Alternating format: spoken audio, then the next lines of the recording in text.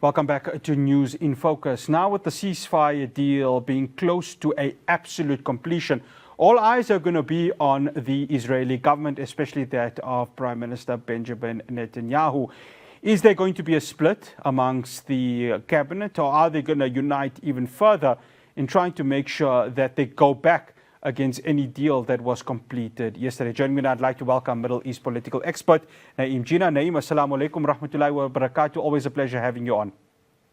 Wa alaikum salam wa rahmatullahi wa barakatuh. I think, Na'eem, let's start off, of course, with Benjamin Netanyahu. Are we going to see a split within this cabinet, or is there going to be a uniting of all of these centrists, the right, the left? I ask this because, of course, I had an Israeli citizen yesterday who's part of the PDS movement, and he said this is going to infuriate the right wing, especially that of Ben-Gvir and Smotrich, who have been publicly calling for this genocide to be even taken to a further level. Well, firstly, of course, there's no center and left in the Israeli cabinet or in Israeli politics generally. It's the far right and the further right. And this is, I say that without any sense of sarcasm, but as a reality. It's the racists and the ultra-racists that we're talking about here. Yes, the Ben-Gvir, Smotrich kind of gang within the Israeli cabinet has been infuriated. They want the onslaught on Gaza to continue. They want a full-on genocide. And they want to see the results of a full-on genocide, which means that they don't want to see any Palestinians left in Gaza. It's not only them; they have supporters as well. We saw on the streets of some cities in Israel today demonstrations calling for the same thing, for the ceasefire deal to be scrapped. I think the issue of whether the government remains united or, one or two parties, those parties of those two men withdraw, for example, is quite irrelevant. I think that it is Netanyahu who makes it seem more important than it actually is, in order to provide more space for him and in order to give him an excuse to be able to, for his own constituency, to be able to renege on deals that he's made. So, for example, yesterday this deal was signed, and the Qatari Prime Minister announced the deal and gave details of the deal. We don't have an official document, but he gave the details of the deal in a media conference. The US President then spoke about the deal and said that it's been accepted by both sides, and crazily took full credit for it having taken place. The US President-elect tweeted about it and said that the deal has been signed. Netanyahu said nothing until about 3 o'clock this morning, when he issued a statement saying that he won't say anything until his cabinet meets to decide. And then later issued a statement saying that he's now postponed the cabinet meeting, which was supposed to have taken place today, postponed it because he claims Hamas is backtracking on some of the agreements made. Hamas immediately responded, saying that they are fully committed to the deal as it was announced yesterday by the Qatari Prime Minister. So Netanyahu is playing games and will use the fact that these ultra right-wingers and racists in his cabinet might pull out. If they pull out, it's not as serious as he makes it sound. And frankly, to the rest of the world, why the hell should we care whether the government falls apart or not? We're talking about a genocide that's taking place. Whether one government splits and they have to call an election for it is completely irrelevant to the fact that people are being massacred and assassinated on the ground. So I think that he's using these kinds of excuses, and he now wants to find more excuses in order not to put a ceasefire into place and not to abide by the conditions of the deal. Na'eem, now the magnifying glass becomes even closer, because you've said it. You've got the former U.S. President Joe Biden. You've got U.S. President-elect Donald Trump tweeting or mentioning that the deal is done. You've got the Qatari Prime Minister who announced it yesterday. You've got myself, you, and millions of other people across the world have seen that this deal has been agreed. What are the chances, and I think both you and I would make dua that this does not happen, but you can't really write off Israel in terms of its Jekyll and Hyde syndrome. What are the chances they go against this? And I know it's something we're wishing could not happen, but this is Israel we are talking about. Many chances. I mean, Israel has never acted with integrity or honorably ever.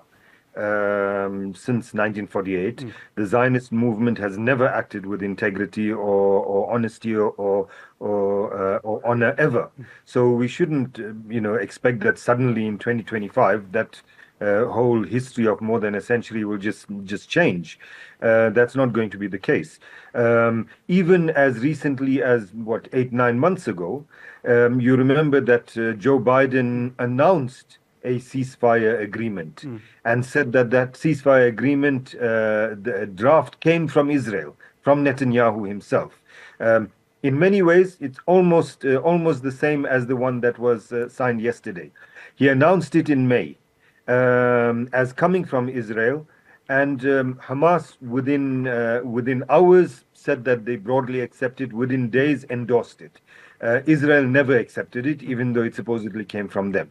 In all the negotiations that have taken place over the past year, Israel has repeatedly agreed to things, then gone back on those things, agreed to things, and then laid down additional conditions for the agreement, etc. And that's why there's not been an agreement, because Netanyahu really doesn't want to stop his genocide.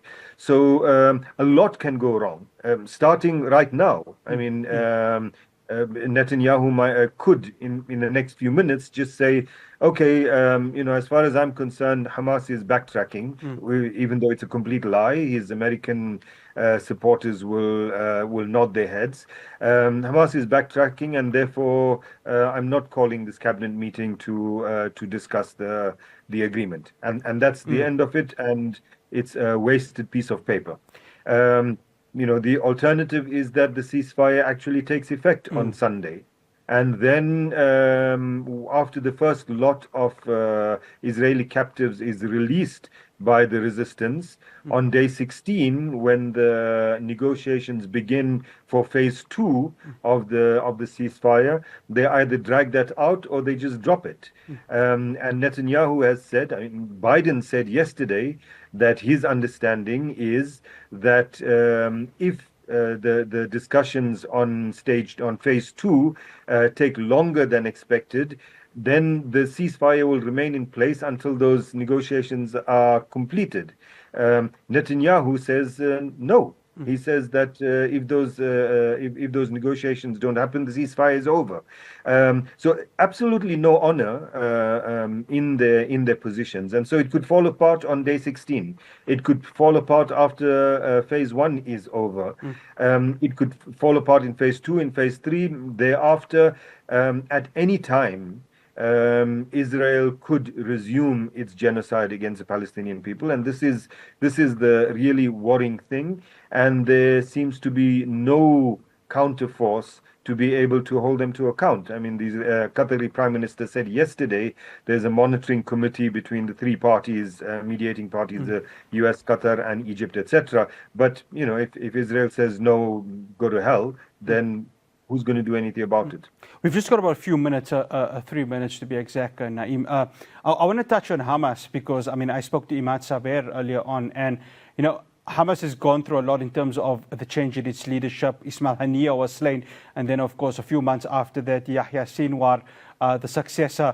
Hamas has gone through huge changes within its leadership, but they've actually remained resilient and really honorable in the way they've gone ahead and negotiated for that ceasefire.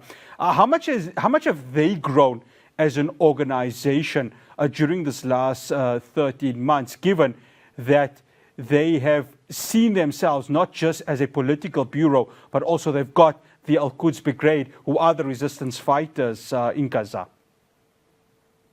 It's the Qassam Brigade. Qassam Brigade, yeah. I beg your pardon, yeah. Jazakallah for correcting me there.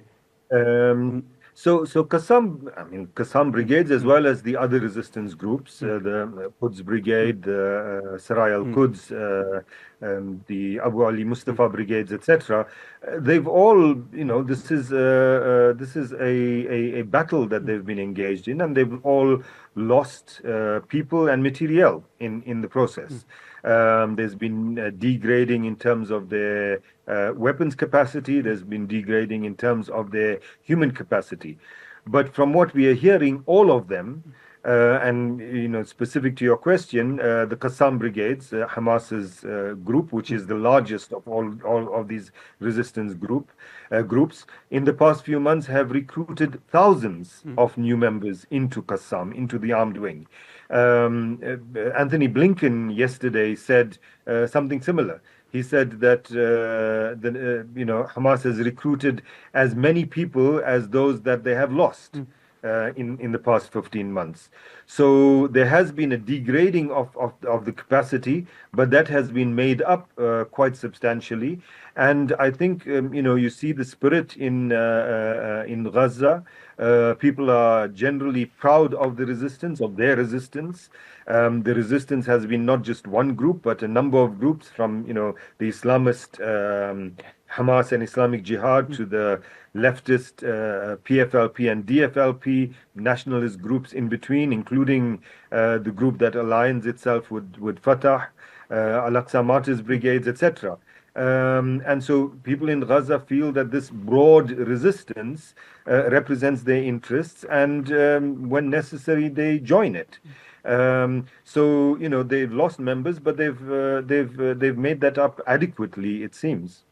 Na'eem, shukran so much for joining us here on News in Focus on Hilaal TV. Much appreciated. Assalamu alaikum wa rahmatullahi wa barakatuh.